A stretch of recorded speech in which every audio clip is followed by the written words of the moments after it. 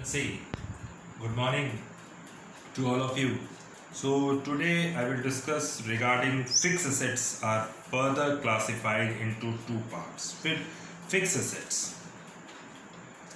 Two parts, it means tangible assets and intangible assets.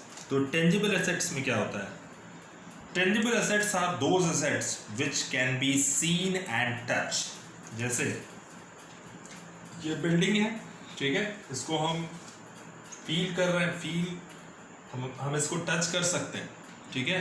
तो ये क्या है, हमारी टेंजिबल एसेट्स है। Tangible assets are those asset which can be seen, हम देख भी सकते हैं और टच भी कर सकते हैं इसको। तो ये हमारी क्या है, बिल्डिंग है, मशीनरी है, जिसको हम टच भी कर सकते हैं और क्या कर सकते हैं, देख भी सकते हैं, जिसको हम क्या बोलेंगे, tangible assets. Now tangible assets are those assets which can be seen or touched, in other words, which have a physical existence, such as land and building, plant and machinery, computer, motor vehicle and furniture. तो fixed assets में दो part होते हैं, fixed assets short form FA. The first one is tangible and second one is intangible. ठीक है, तो दो part tangible में क्या क्या आ जाएगा, लैंड एंड बिल्डिंग, ठीक है, मशीनरी, फर्नीचर, ठीक है, कंप्यूटर,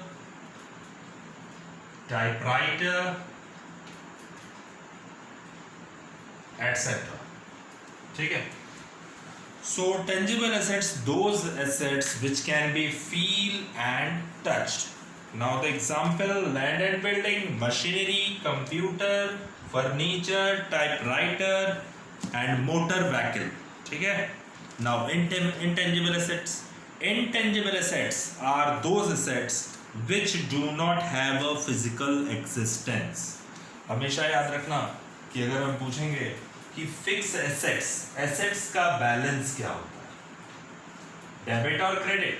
एसेट्स हमारी जितनी भी एसेट्स हैं उसका बैलेंस क्या होता है, डेबिट, और जितनी भी लाइबिलिटीज हैं उनका बैलेंस क्या होगा, क्रेडिट होगा। All liabilities are credit and all assets are debit, ठीक।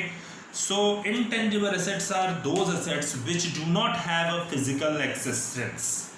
जैसे आप कंप्यूटर सॉफ्टवेयर, कंप्यूटर को तो हम टच कर सकते हैं, लेकिन उसके अंदर जो लगा सॉफ्टवेयर है उसको हम देख सकते हैं और फील कर सकते हैं, टच नहीं कर सकते, ठीक है।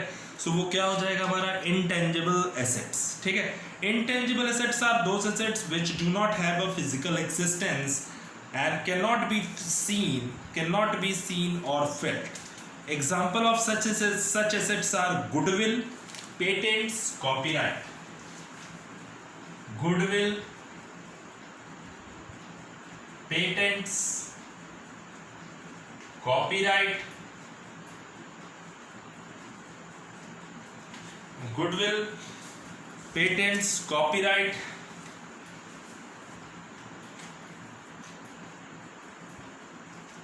trademark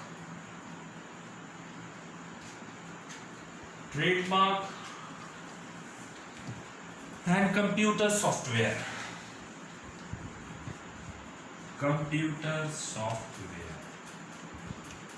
जिसको हम देख सकते हैं, केवल टच नहीं कर सकते, ठीक है।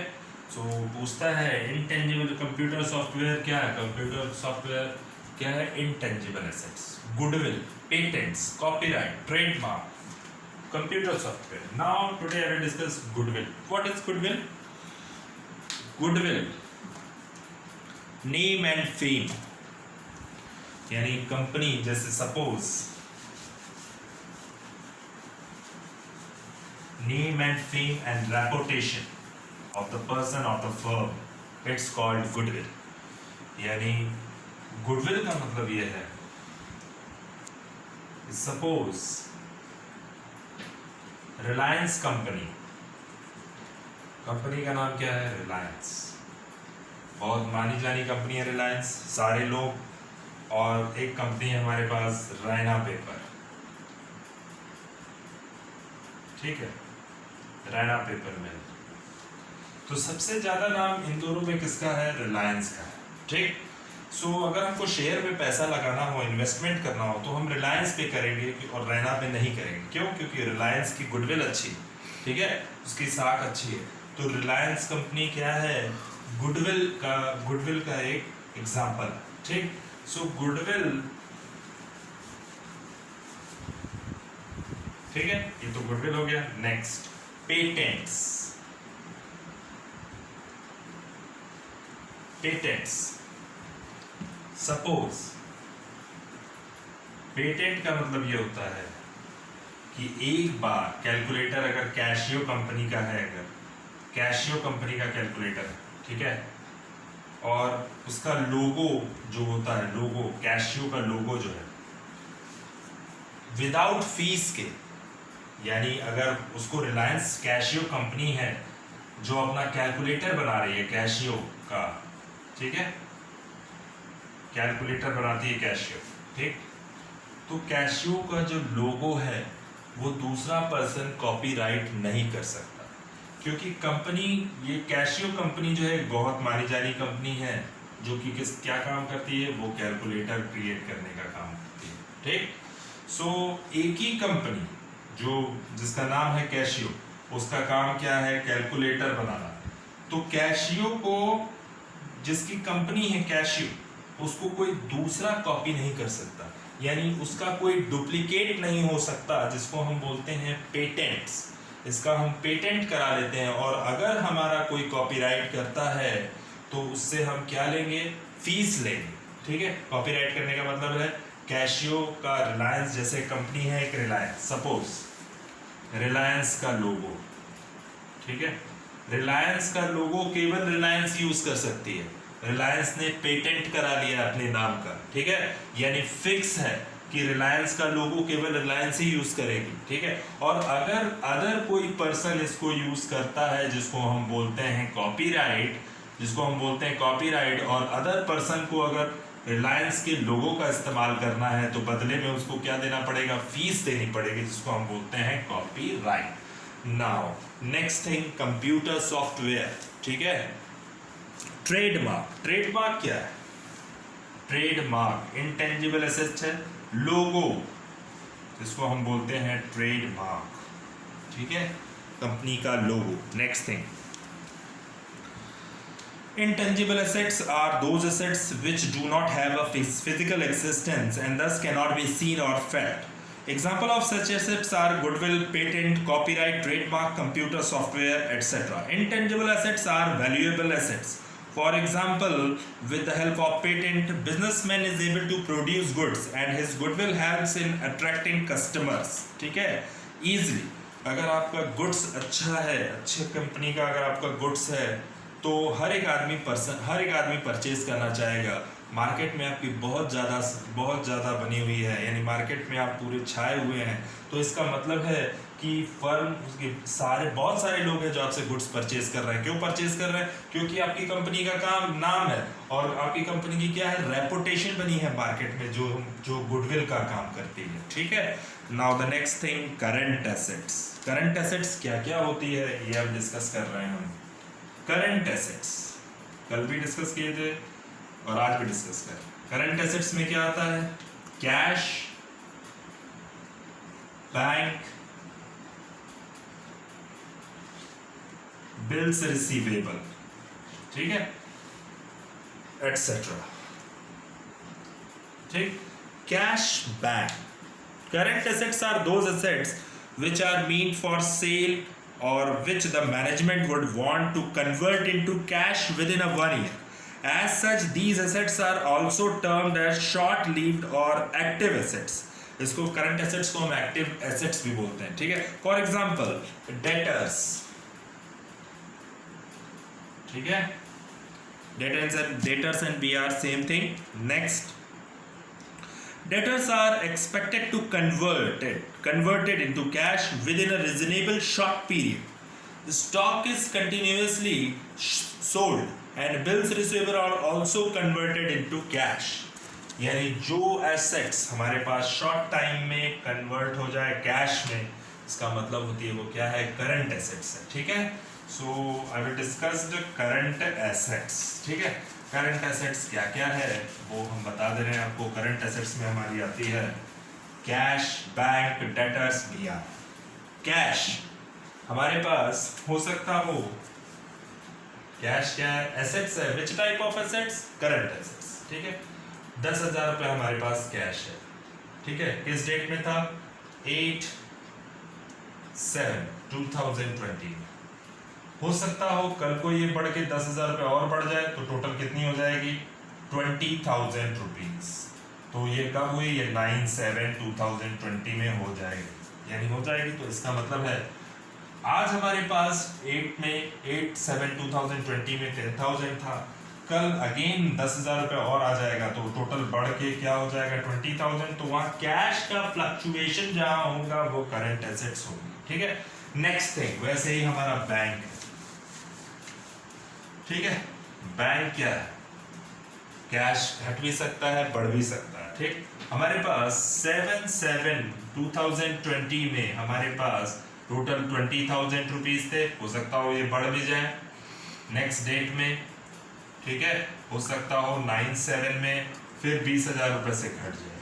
ठीक है, तो पहले हमारे पास टोटल कितना था, 7 में 20,000, फिर कितना हुआ 10,000, 8/7 में आ गया तो टोटल 30,000, फिर 9/7 में हमने 30,000 टोटल हमारे पास कैश था, जिसमें से 20,000 हमने क्या कर लिया, विड्रॉ कर लिया। तो अब हमारे पास कितना बच गया, 10,000 रुपीज। तो कैश क्या हो रहा है, फ्लक्चुएट हो रहा है, जिसकी वजह से हम इसको क्या बोलेंगे, करंट एसेट्स। ठीक है, now next thing, debtors. Debtors short term, goods sold to mister B, यानी हमने किसको गुड सोल्ड किया, on credit.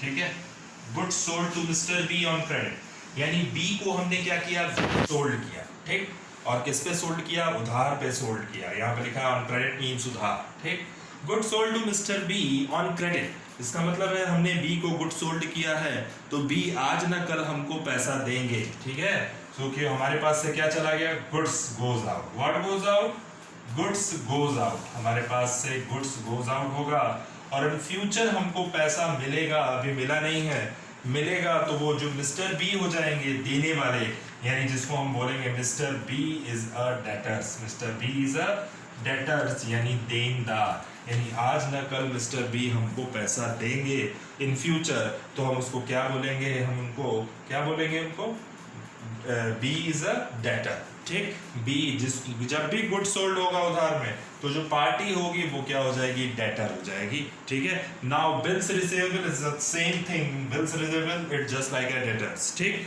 Now the second thing,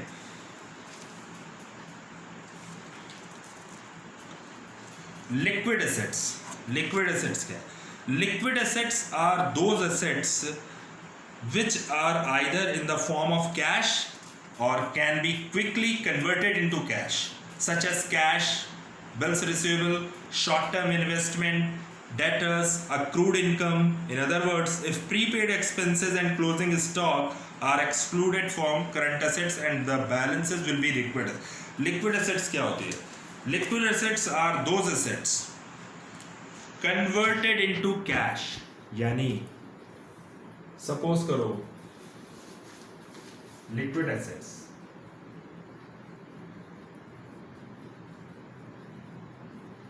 liquid assets में हमने गुड्स सोल्ड किया था। Suppose goods sold to mister A, mister B, mister C, mister D. ठीक है, 1 lakh, 2 lakh, 3 lakh and 4 lakh. Total is 43729 and plus 10 lakh रुपए। यानी जिसको हमने गुड सोल्ड किया है, mister A, mister B, mister C, mister C, ये मिस्टर सी एंड डी, ये चारों क्या है, हमारे डेटर्स हैं। ठीक है, लिक्विड एसेट्स का मतलब क्या है, liquid assets are those which are either in the form of cash or can be quickly converted into cash. यानी ये हमारे पास जिनको हमने गुड सोल्ड किया था, कब सोल्ड किया था, 5 5 मार्च में, 5 मार्च 2020, और तुरंत अगर वो कैश हमको तुरंत ये सारे डेटर्स अगर हमको पैसा दे देते हैं क्विकली कन्वर्टेड इनटू कैश, तो it is called liquid assets. ठीक है, now tomorrow I will discuss wasting assets.